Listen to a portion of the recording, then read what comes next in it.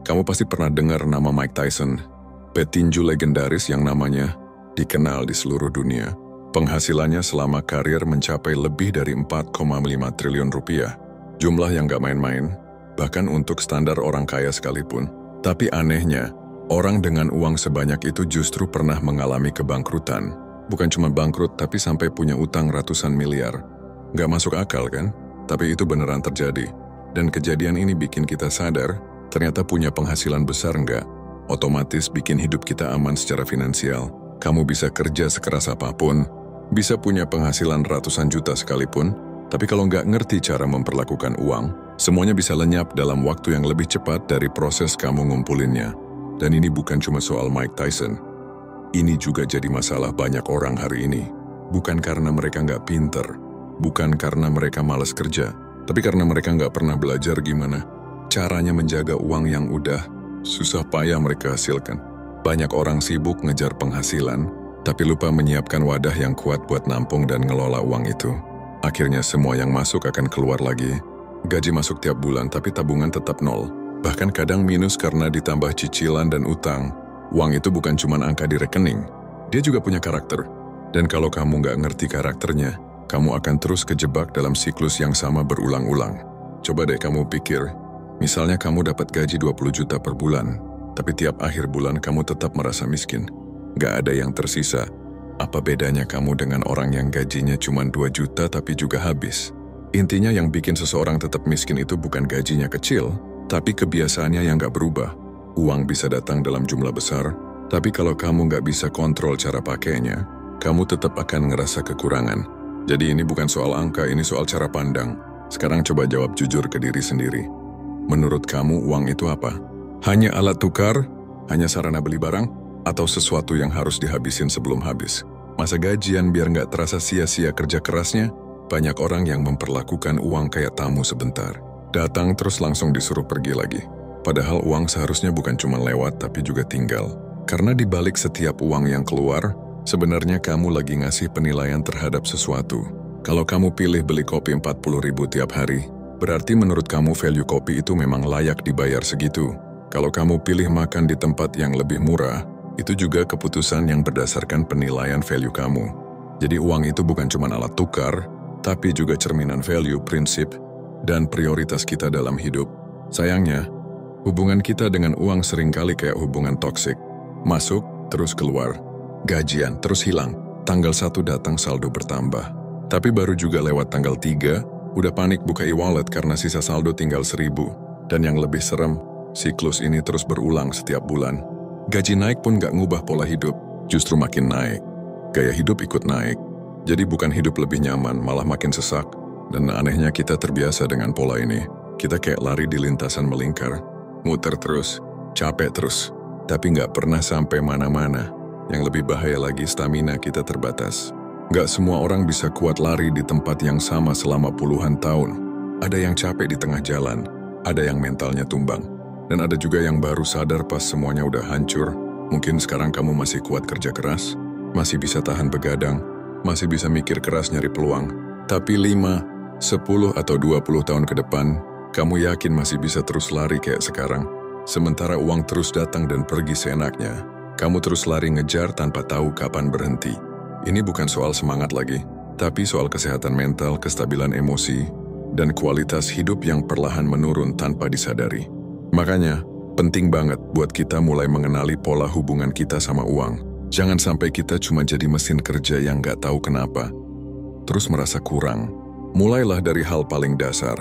Catat semua pengeluaran, serius. Tulis satu persatu. Jangan percaya sama ingatanmu. Karena otak kita jago ngelupain pengeluaran-pengeluaran kecil yang ternyata dampaknya besar. Setelah dicatat, mulai bikin batas. Budgeting, tentukan batas maksimal yang boleh kamu keluarin untuk tiap kategori. Makan, hiburan, transportasi, semuanya harus punya batas. Biar kamu tahu kapan harus stop. Karena kalau enggak, kamu akan terus merasa semua itu masih masuk akal, padahal dompet kamu yang enggak masuk akal. Kalau kamu udah punya sisa uang, jangan buru-buru invest atau buka bisnis. Bangun dulu dana darurat. Jangan ngaku dewasa kalau belum punya simpanan buat situasi nggak terduga. Karena hidup itu nggak selalu berjalan sesuai rencana. Bisa jadi kamu tiba-tiba kehilangan pekerjaan, sakit, atau butuh pindah tempat tinggal. Kalau kamu nggak punya pegangan, semuanya bisa hancur seketika.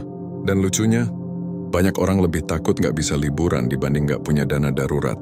Padahal yang bikin hidup berantakan itu bukan nggak piknik, tapi nggak siap waktu krisis datang. Setelah dana darurat aman, barulah kamu pikirkan cara untuk tumbuh. Kamu bisa mulai mikirin investasi atau nambah income dari skill yang kamu punya. Tapi jangan kejar gaya dulu. Jangan buru-buru beli mobil, ganti iPhone, atau tampil wah di sosial media. Karena kenyataannya, kamu cuma punya dua pilihan. Kelihatan kaya atau beneran punya uang. Dan dua hal itu nggak selalu datang bareng. Kamu bisa tampil sederhana tapi punya aset, atau tampil mewah tapi tiap malam menghitung utang. Mana yang kamu pilih? Bapak saya pernah bilang satu kalimat yang terus saya ingat sampai sekarang. Cari uang 2 juta sebulan itu gampang, tapi cari uang 50.000 setiap hari itu yang susah. Awalnya saya bingung, tapi ternyata maksudnya konsistensi jauh lebih penting daripada angka besar yang gak bisa diulang. Karena kalau kamu udah bisa dapetin 50.000 per hari secara konsisten, maka kamu udah ngerti ritme usaha dan sistem yang bikin uang itu datang.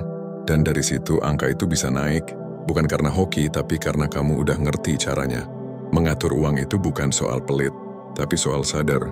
Sadar bahwa uang bukan datang untuk dihambur-hamburkan, tapi untuk dipertahankan, dijaga, dan dimanfaatkan sebaik mungkin. Karena kalau kamu gak ngerti cara memperlakukan uang hari ini, kamu akan terus jadi korban dari sistem yang gak pernah ngajarin kita cara hidup dengan bijak. Dan akhirnya, kamu akan terus merasa kekurangan, meski sebetulnya kamu udah punya lebih dari cukup. Aku tahu, banyak dari kalian yang hidup dari gaji ke gaji. Tiap awal bulan semangat, akhir bulan gelisah. Hidup seperti siklus bulanan yang selalu berulang, tapi nggak pernah benar-benar berubah. Gajian jadi momen yang ditunggu, tapi cuma sebentar. Begitu uang masuk, tagihan langsung menyambut. Ada cicilan motor, sewa kos, listrik, internet, dan kadang-kadang kebiasaan yang nggak sehat. Ada yang hidupnya terjebak gaya. Berusaha terlihat sukses padahal dalam hati stres. Ada juga yang mulai coba-coba main judi online, deposit 100.000 buat iseng, tapi berakhir ketagihan. Awalnya kelihatan kecil, cuma pengeluaran receh, tapi tanpa sadar, total yang dikeluarin buat slot udah lebih besar dari uang makan sebulan.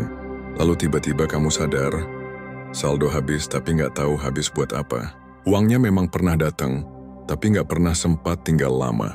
Dan ini bukan soal kamu nggak punya uang. Ini soal kamu nggak pernah belajar punya hubungan yang sehat dengan uang. Coba deh, sekarang kamu hitung. Kamu udah kerja 3 tahun, gaji kamu 4 juta per bulan. Itu artinya selama ini kamu udah megang sekitar 144 juta rupiah. Angka yang nggak kecil.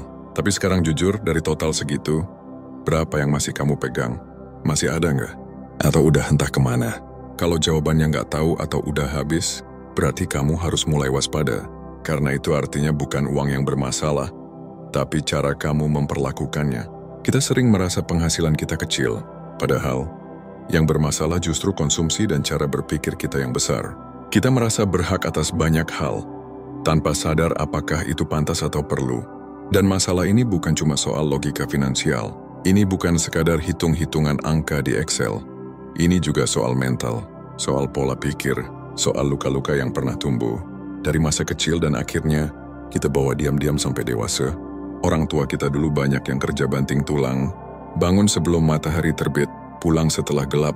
Fisik mereka kuat, mereka tangguh, tapi tekanan hidup yang terus-menerus akhirnya pelan-pelan merusak sisi dalam yang lebih rapuh, yaitu psikis mereka. Kayak ayahku, beliau tentara, pangkatnya rendah, gajinya pas-pasan, dan jalur untuk naik pangkat waktu itu susah banget. Bisa lewat prestasi atau nyogok, dan ayahku pilih jalur prestasi. Karena semua uang yang dia punya selalu diutamakan buat keluarganya. Tapi pilihan itu bukan tanpa harga. Karena untuk bisa naik pangkat lewat prestasi, ayah harus sering ikut misi. Berangkat perang, tugas ke daerah rawan, jauh dari rumah berbulan-bulan.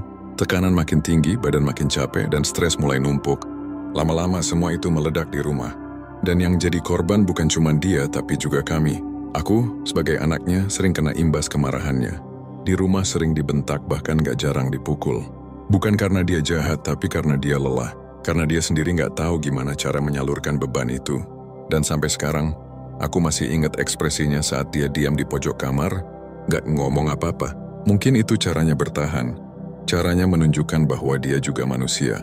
Banyak dari kita tumbuh dalam keluarga yang secara finansial miskin, tapi yang lebih menyakitkan adalah tumbuh dalam kondisi emosional yang penuh luka. Kita nggak diajari gimana caranya membangun hubungan sehat dengan uang, karena orang tua kita sendiri juga nggak pernah diajarin. Yang mereka tahu cuma satu, kerja keras, bangun pagi, pulang malam, dan berharap semua itu cukup buat bikin anak-anaknya bisa sekolah. Tapi kenyataannya, kerja keras saja nggak cukup kalau kita nggak tahu kemana arah yang dituju. Uang bukan cuma soal kerja keras, tapi juga soal strategi, pemahaman, dan kontrol diri. Dan ketika kita dewasa, kita bawa luka itu. Kita pengen membuktikan kalau kita bisa lebih baik dari mereka. Kita nggak mau hidup pas-pasan seperti orang tua kita dulu. Kita mulai beli barang-barang yang dulu nggak pernah kita punya. Kita booking hotel bintang 5, beli iPhone terbaru, makan di resto mahal, semua buat satu hal, memuaskan ego dan menyembuhkan luka lama yang belum sembuh. Tapi ternyata semua itu cuma jadi pelarian. Kita kira dengan punya barang-barang mewah, luka di masa lalu bisa hilang. Padahal kenyataannya kita cuma mengulangi siklus yang sama, dengan cara yang berbeda. Makanya penting banget buat kita sadar, kalau kita nggak berhenti dan mulai benahi hubungan kita sama uang, kita akan terus jadi korban dari pola yang sama. Kita harus belajar dari masa lalu, bukan mengulanginya dengan kemasan baru. Dan itu dimulai dari hal yang kelihatannya remeh. Jujur sama diri sendiri. Akui kalau kita selama ini boros. Akui kalau kita sering belanja karena emosi, bukan karena kebutuhan. Akui kalau kita nggak tahu cara nyusun keuangan dengan benar. Setelah itu, pelan-pelan kita mulai perbaiki. Catat pengeluaran, tahan hasrat belanja. Buat batas, jangan terlalu sering membenarkan diri dengan kalimat, kan cuma sekali-sekali. Karena sekali-sekali itulah yang sering jadi kebiasaan. Uang bukan musuh, dia nggak jahat, dia netral. Tapi dia akan jadi masalah kalau kita nggak tahu caranya memperlakukan dia dengan bijak. Dan hubungan yang sehat dengan uang itu sama kayak hubungan sehat dengan pasangan. Ada komunikasi, ada batas, ada kejujuran, dan ada tujuan. Jangan jadi budak gaya. Jangan hidup buat terlihat keren di mata orang lain, karena orang lain gak akan peduli kamu punya apa. Mereka cuma peduli sama diri mereka sendiri. Yang harus peduli sama kamu adalah kamu sendiri. Dan salah satu bentuk kepedulian tertinggi terhadap diri sendiri adalah belajar menjaga uang yang kamu punya sebelum uang itu pergi tanpa pamit dan ninggalin kamu dalam keadaan kosong. Jadi kalau kamu ngerasa sekarang lagi kejebak di lingkaran yang itu-itu aja, kerja, gajian habis, kerja lagi, gajian lagi, habis lagi, dan terus berulang kayak lari di treadmill yang gak pernah sampai mana-mana. Mungkin ini saatnya kamu berhenti sejenak. Bukan berhenti kerja, tapi berhenti secara mental. Diam dulu sebentar, tarik napas, dan evaluasi. Karena kalau kamu terus-terusan lari tanpa arah, ujungnya cuma lelah. Bukan ketujuan, tapi ke burnout. Kamu perlu sadar bahwa hidup bukan lomba siapa paling sibuk capek-capekkan kerja, tapi siapa yang tahu apa yang dia kerjain dan kemana arah langkahnya. Dan langkah pertama yang bisa kamu ambil hari ini, bukan cari kerja tambahan, bukan buru-buru buka bisnis, tapi mulai dari hal yang sederhana dan mendasar. Catat semua pengeluaranmu. Iya, catat. Serius, tulis satu-satu. Jangan percaya sama ingatan. Ingatan kita itu licik, suka ngehapus pengeluaran kecil yang sebenarnya kalau dikumpulin, udah kayak lubang bocor di perahu. Mulai dari kos listrik, transportasi, kuota internet, makan, sampai jajan gak penting yang kadang kita bilang, cuma 20.000 doang. Tapi doangnya itu kejadian 5 kali seminggu. Catatan itu jadi cermin, dan dari situ kamu bisa lihat wajah asli gaya hidupmu. Kadang kita pikir kita irit padahal borosnya cuma beda bentuk. Setelah kamu tahu semua pengeluaranmu, langkah selanjutnya adalah bikin batas. Bukan pelit, tapi sadar. Bikin anggaran untuk tiap kategori. Dan disiplin di situ. Kayak kamu main game dengan nyawa terbatas. Gak semua hal harus kamu beli. Gak semua promo harus kamu ikutin. Gak semua wishlist harus kamu check out. Karena setiap rupiah yang keluar adalah keputusan yang kamu ambil dan setiap keputusan itu akan ngaruh ke masa depan kamu. Setelah kamu bikin batas, kamu akan tahu mana yang penting dan mana yang ternyata cuma pengalih perhatian. Hapus yang gak penting, potong, trim, buang. Sesakit apapun kamu harus tega. Karena kalau kamu gak tega sama pengeluaran kecil yang gak penting itu, nanti kamu akan dipaksa tega sama kondisi besar yang bikin kamu nyesel. Misal kamu harus ngutang demi bayar biaya rumah sakit karena dulu gak punya dana darurat.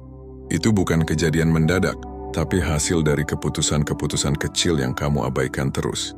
Dan kalau kamu udah mulai punya sisa, jangan langsung tergoda buat buka bisnis atau investasi. Banyak orang buru-buru pengen terlihat pintar finansial, padahal belum ngerti fondasi dasarnya. Bangun dulu dana darurat. Dana untuk bertahan kalau sewaktu-waktu kamu jatuh. Karena hidup itu nggak bisa diprediksi. Kamu bisa tiba-tiba kena PHK, kecelakaan, atau ditinggal orang yang jadi penopang utama keuanganmu. Di situ kamu bakal sadar, yang kamu butuhin bukan iPhone baru atau sepatu branded, tapi tabungan yang bisa bikin kamu tenang saat badai datang.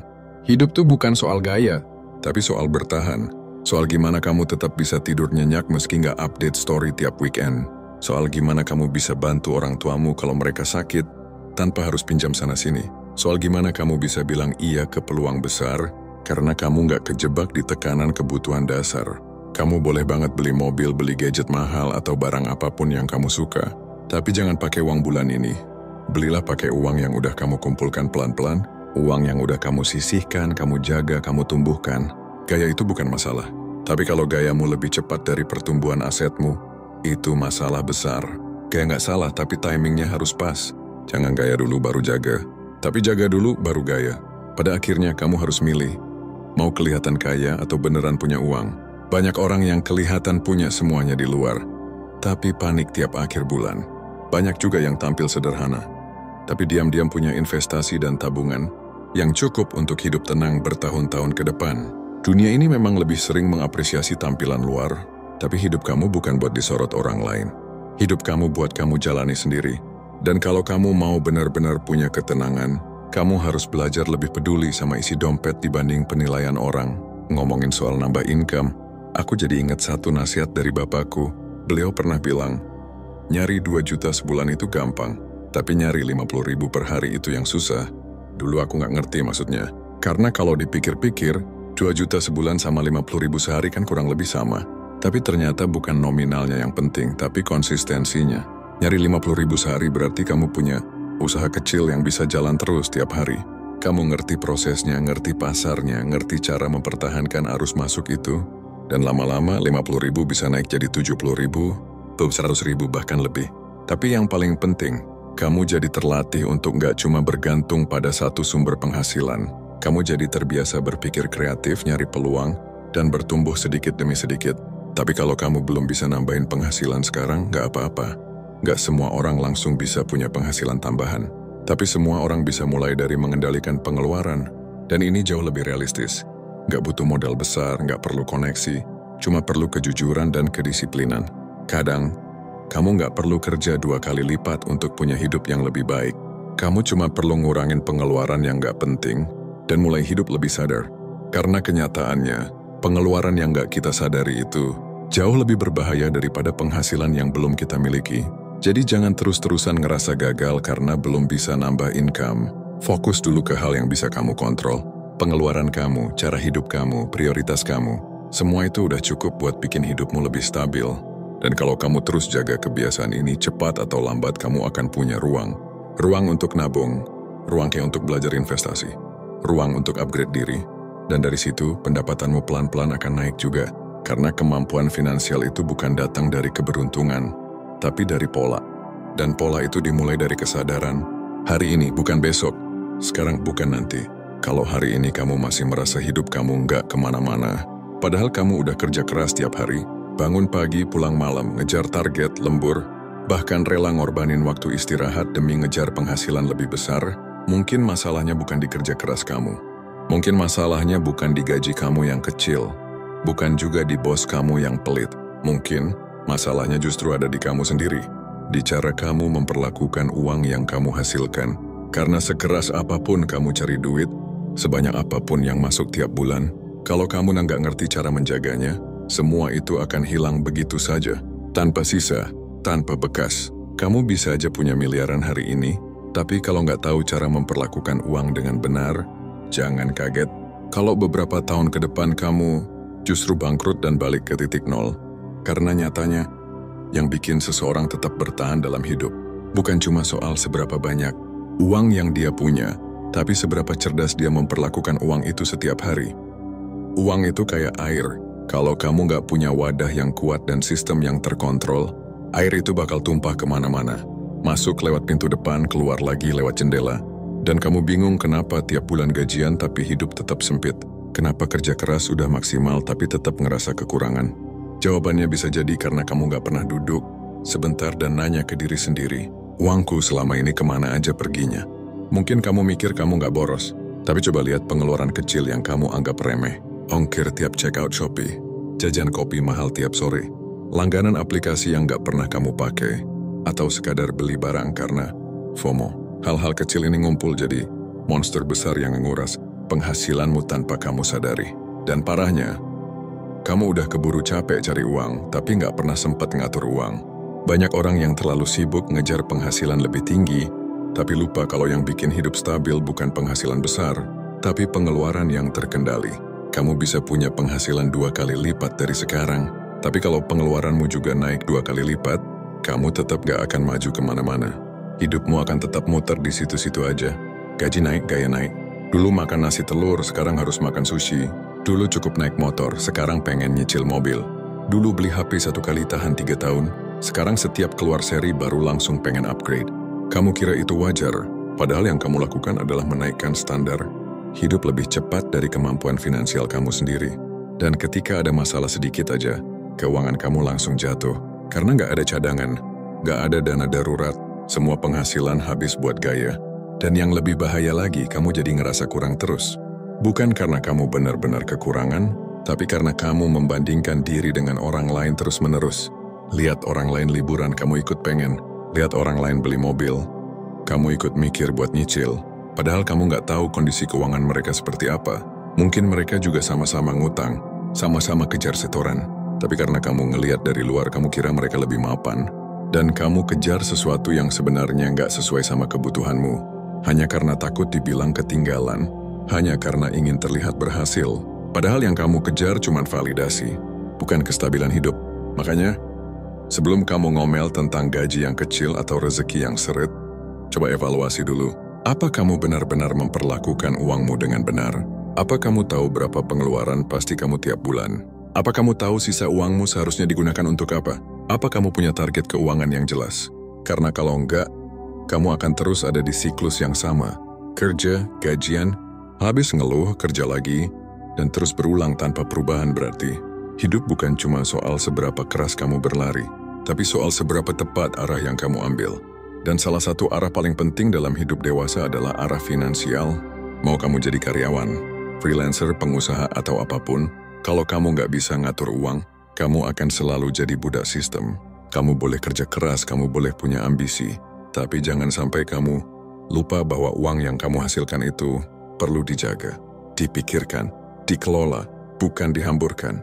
Bukan cuma untuk pamer, karena ujung dari semua ini bukan soal siapa yang paling kaya, tapi siapa yang paling siap saat krisis datang, siapa yang tetap tenang saat kehilangan pekerjaan, siapa yang bisa bertahan saat kondisi nggak sesuai rencana.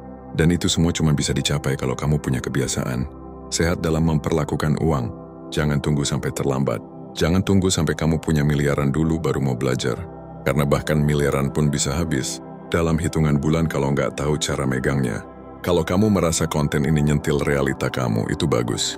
Karena itu artinya kamu masih sadar, masih punya kesempatan untuk berubah, masih punya waktu untuk memperbaiki arah. Jangan lupa like dan share ke teman-teman kamu yang lagi kerja keras tapi masih merasa nggak kemana-mana. Karena bisa jadi, mereka juga kejebak dalam lingkaran yang sama kayak kamu. Dan mereka butuh tamparan yang sama untuk mulai sadar. Dan kalau kamu benar-benar pengen berubah, tulis di kolom komentar, gua mau keluar dari lingkaran ini. Biar kita tahu, kamu bukan cuma nonton tapi juga mau bertindak. Karena perubahan gak terjadi dari motivasi sesaat, tapi dari komitmen yang diulang tiap hari. Kita sama-sama belajar. Bukan cuma cari uang, tapi juga ngerti cara megangnya. Kalau kamu suka konten seperti ini, jangan lupa like, komen, dan subscribe.